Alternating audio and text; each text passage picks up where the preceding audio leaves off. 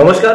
আপনারা সকলেই জানেন আমাদের রাজ্যে পশ্চিমবঙ্গে SIR অর্থাৎ স্পেশাল ইন্টেন্সিভ রিভিশন প্রক্রিয়া লাগু হয়েছে। আজ নভেম্বরের 4 তারিখ। আজ থেকে আপনার এলাকার বিএলওরা আপনাদের প্রত্যেকটি বাড়ি বাড়ি গিয়ে প্রত্যেক ভোটার পিছু এই রকম 2টি করে এনুমারেশন ফর্ম আপনাদের প্রত্যেক ভোটারকে বিতরণ করবে। এই এনুমারেশন ফর্ম কিভাবে ফিল আপ করবেন সেই নিয়ে এই ভিডিও। চলুন দেখিয়ে দিই স্টেপ বাই স্টেপ কিভাবে এই এনুমারেশন ফর্ম ফিল আপ করবেন।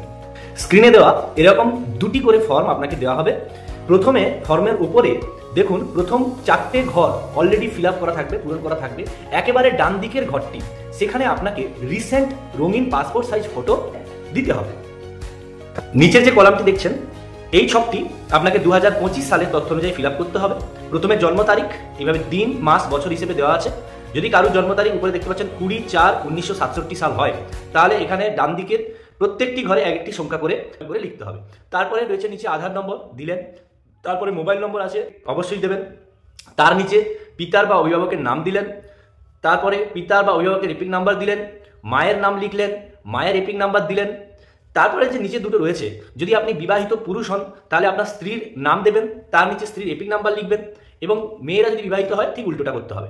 এরপরে নিচে দুটো কলাম রয়েছে। এই দুটো কলাম, বাম দিকের কলামটি সেসব ভোটারদের জন্য যাদের নাম 2002 সালের ভোটার লিস্টে রয়েছে, তাদের সেই তথ্যগুলি 2002 সালের ভোটার লিস্ট অনুযায়ী পূরণ করতে হবে। প্রথমে রয়েছে তার নাম, নিজের নাম দেবেন, 2002 সাল অনুযায়ী এপিক নাম্বার যা ছিল তা দেবেন, আত্মীয়ের নাম অর্থাৎ সেখানে তার পিতা বা স্বামীর নাম উল্লেখ রয়েছে সেটা দেবেন, তার সম্পর্ক পিতা বা স্বামী, জেলা সে সময় জেলার নাম যা ছিল সেটা দেবেন, রাজ্যের নাম, সে সময়কার বিধানসভা ক্ষেত্রের নাম, সে সময় বিধানসভা ক্ষেত্রের নম্বর, তারপর অংশ নম্বর অর্থাৎ পার্ট নম্বর, ক্রমিক সংখ্যা বা সিরিয়াল।